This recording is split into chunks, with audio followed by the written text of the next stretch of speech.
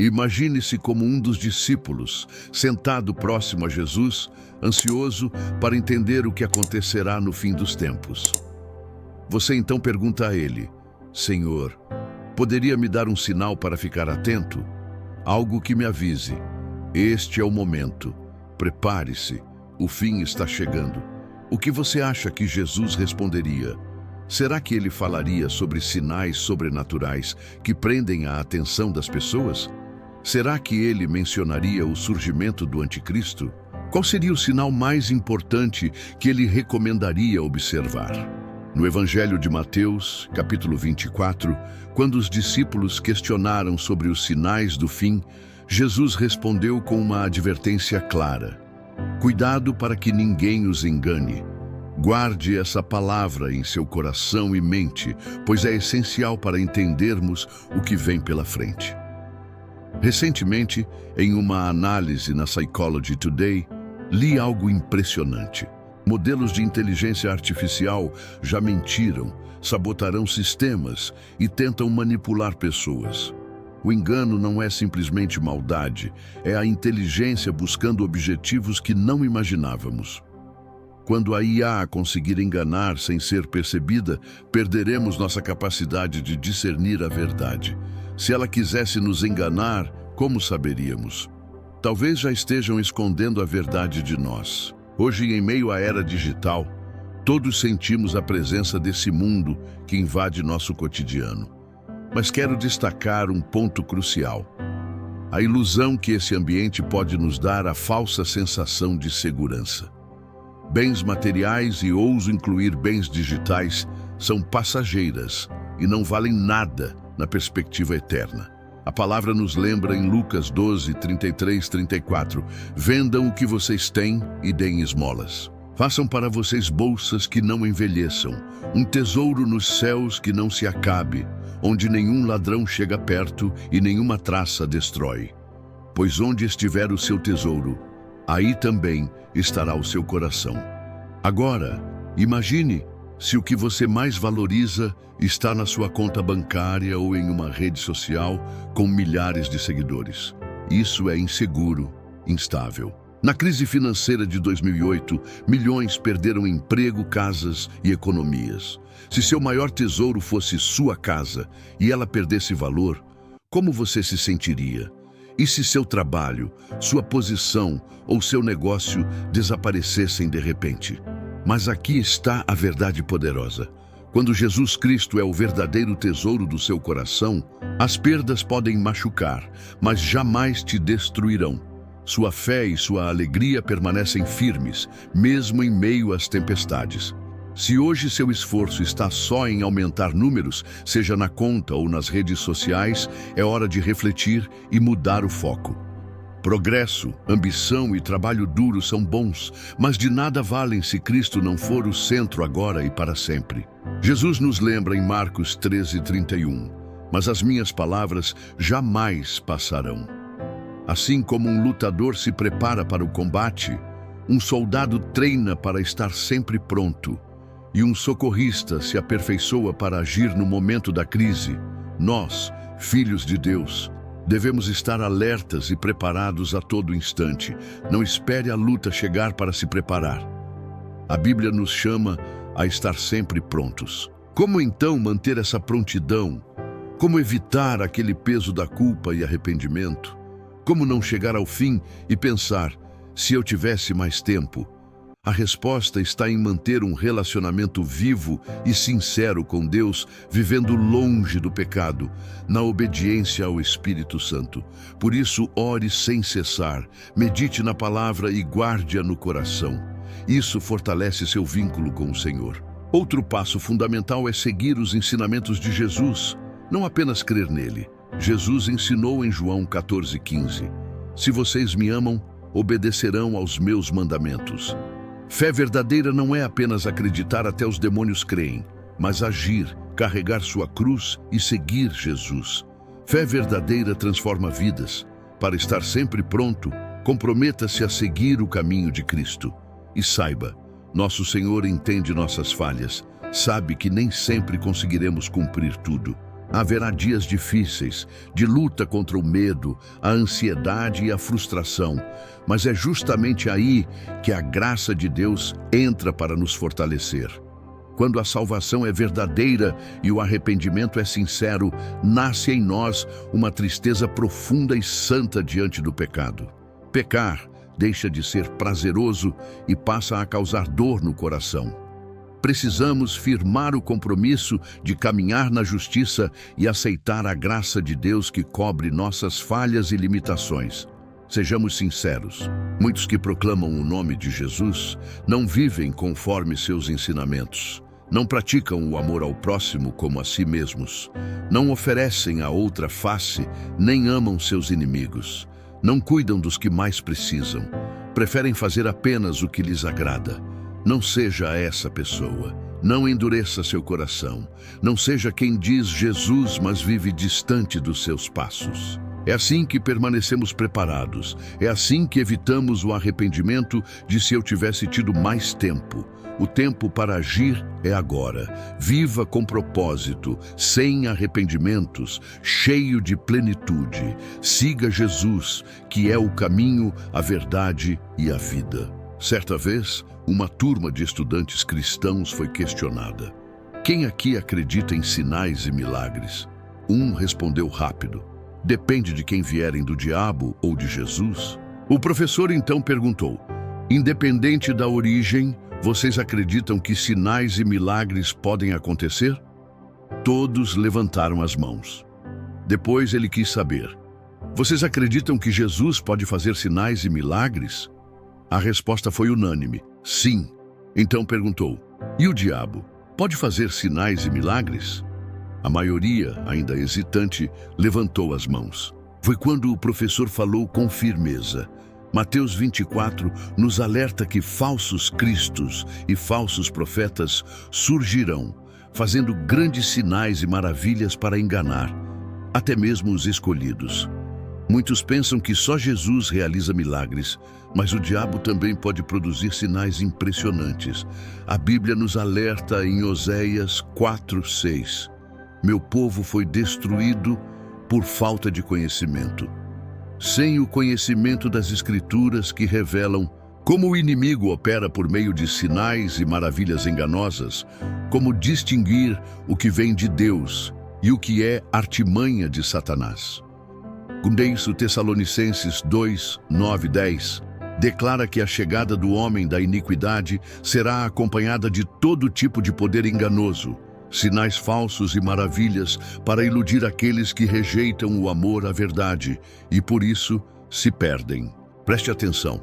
É com grande poder, engano maligno e sinais falsos. Queridos santos, o engano está entre nós. É uma armadilha criada pelo inimigo para nos fazer confundir o mal com o bem. Nossa missão como cristãos é aprender a discernir entre o divino e o diabólico. Em 1 João 4, 1, 3, somos instruídos. Não creiam em todo espírito, mas examinem se são de Deus, pois muitos falsos profetas estão no mundo. Você reconhece o Espírito de Deus quando o Espírito confessa que Jesus veio em carne. Qualquer espírito que não confessa Jesus não é de Deus, é do espírito do anticristo que já está no mundo. Portanto, se você presenciar grandes sinais e maravilhas, examine o espírito por trás deles, e você pode se perguntar: como faço isso? A resposta está na própria palavra. Todo espírito que reconhece e confessa Jesus vindo em carne é de Deus. Todo espírito que nega isso é do anticristo, que já está atuando no mundo. Quando um espírito reconhece que Jesus Cristo veio ao mundo em carne, morreu por nossos pecados, ressuscitou e está agora à direita do Pai, esse espírito é verdadeiramente de Deus. Porém, se ele apresenta qualquer coisa que negue Jesus, a palavra nos adverte que esse é o espírito do anticristo. Por isso, da próxima vez que você presenciar um pregador, um profeta ou alguém realizando algo sobrenatural, não se precipite em aplaudir, aceitar ou falar nada. Primeiro, ore pedindo ao Espírito Santo que te dê discernimento.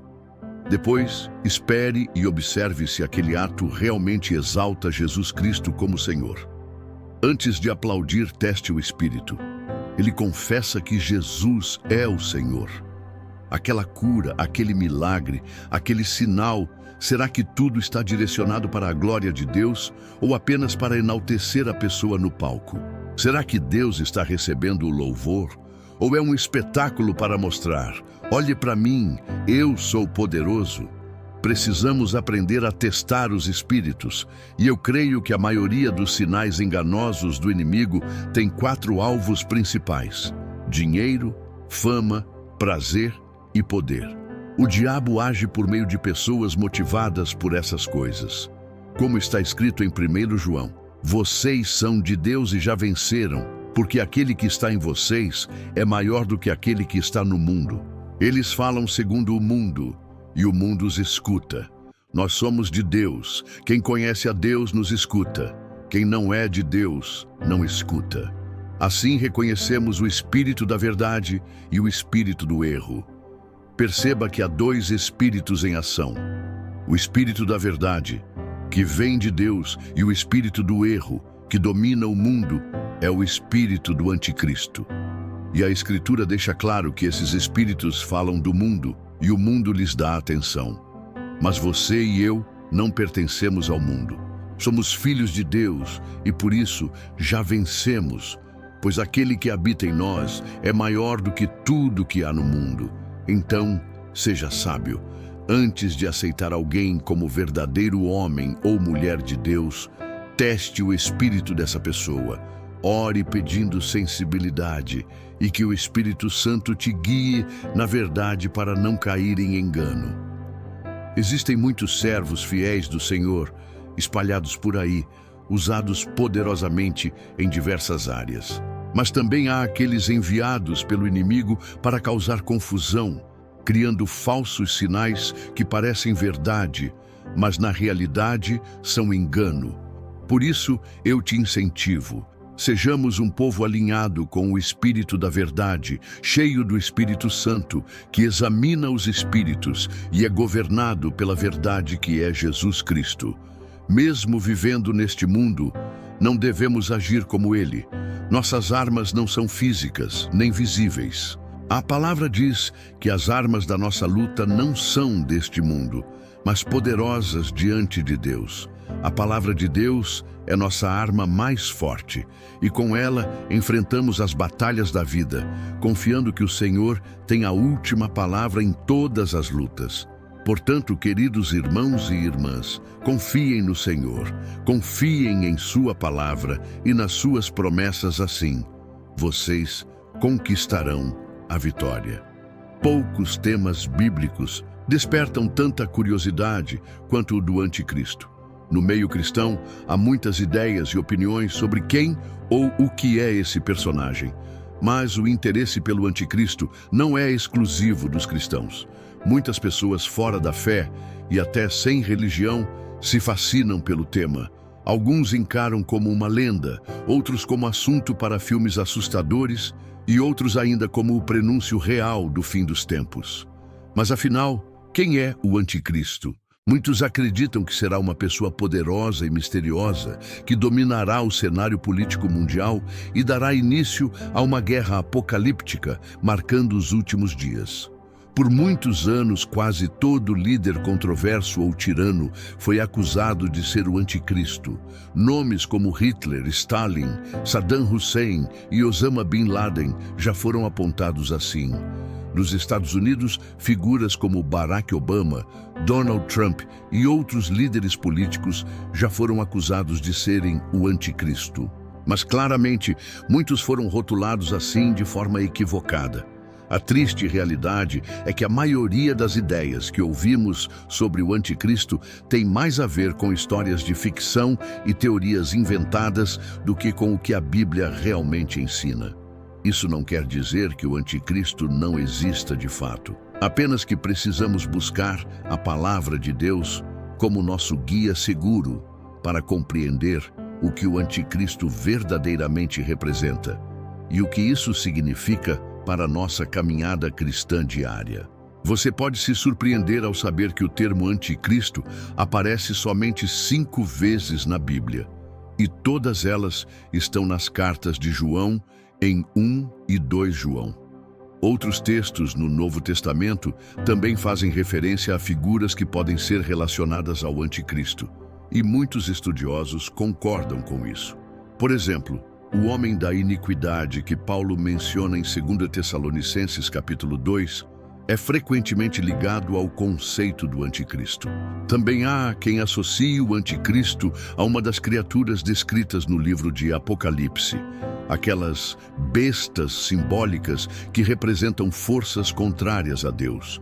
Mas o que a Bíblia realmente diz sobre o anticristo?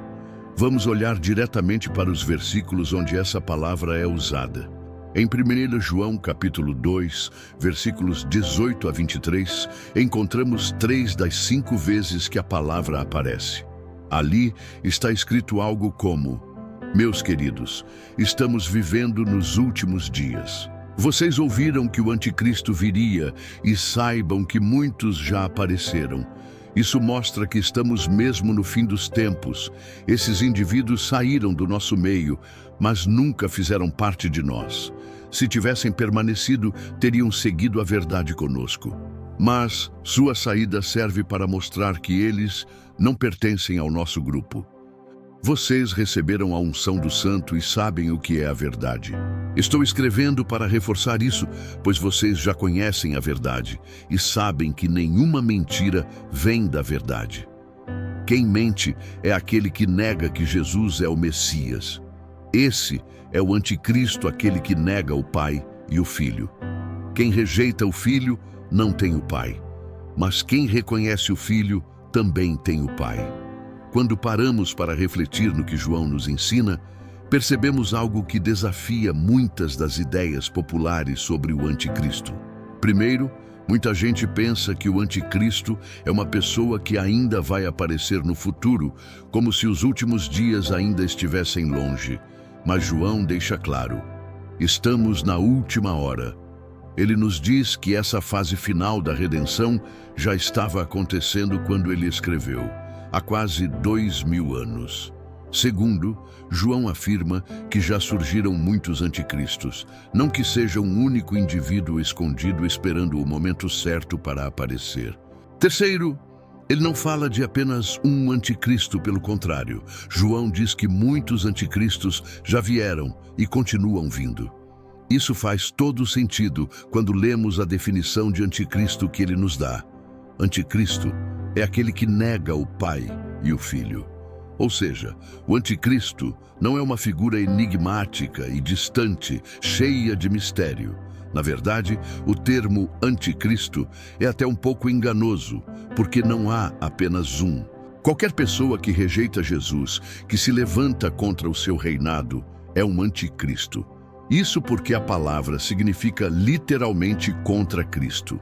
Portanto, quem se opõe a Jesus e rejeita a sua autoridade está do lado contrário a ele, é anticristo. Essa é a essência do que significa ter o espírito do anticristo. E apesar de ser menos misterioso do que muitos imaginam, isso é muito mais sério e assustador. Porque não estamos apenas cercados por anticristos. Nós mesmos podemos nos tornar anticristos se não obedecermos fielmente a Jesus, nosso Rei. João explica isso melhor mais à frente, em outra passagem.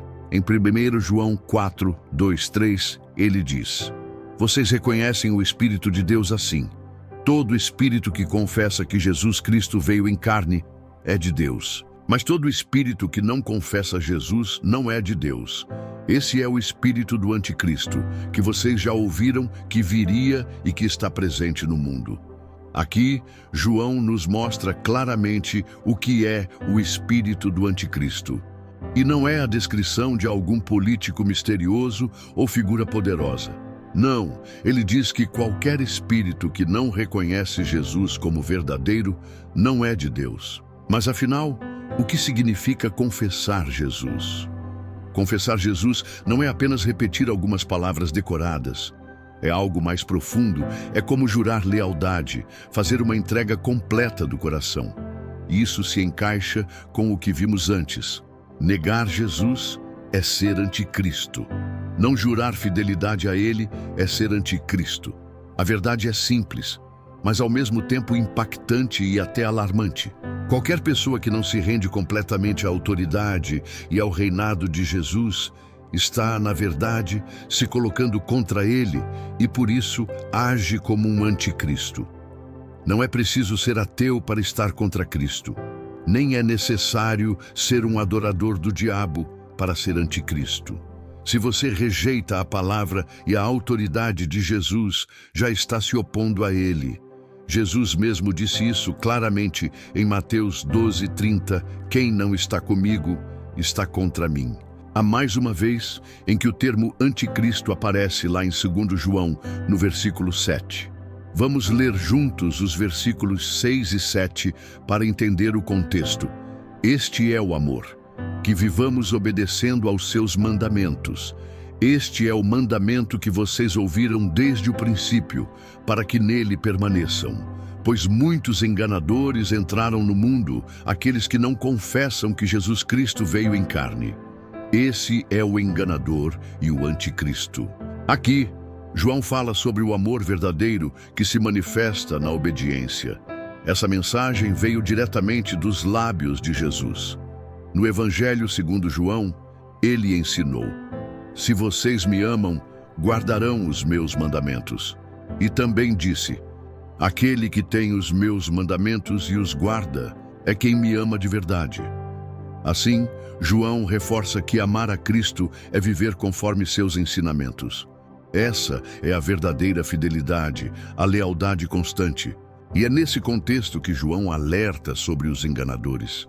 Eles negavam que Jesus tivesse vindo em carne, rejeitando o núcleo da mensagem do Evangelho.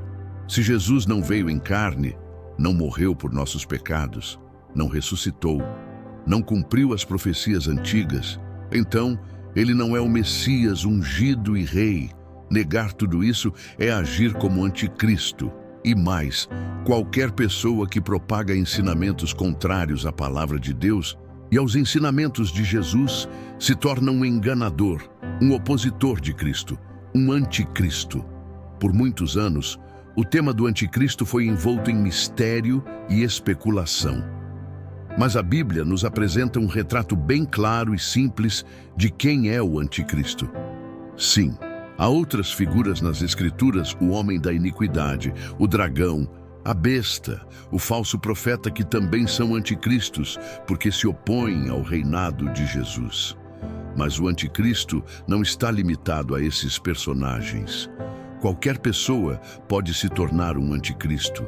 Qualquer alma que não crê em Jesus não aceita seu reinado, não se submete à sua vontade e não se dedica fielmente a ele é anticristo. Isso pode parecer menos misterioso, mas é muito mais sério e alarmante. Por isso, faça uma reflexão profunda. Olhe para dentro do seu coração. Você entregou sua vida completamente a Jesus ou está, mesmo que sem perceber, se colocando contra ele? Você é um servo fiel e leal do Rei Jesus ou está vivendo como um anticristo? Se gostou, já se inscreve no canal, deixa o like e compartilha para que mais pessoas sejam alcançadas. Muito obrigado por assistir e até o próximo vídeo.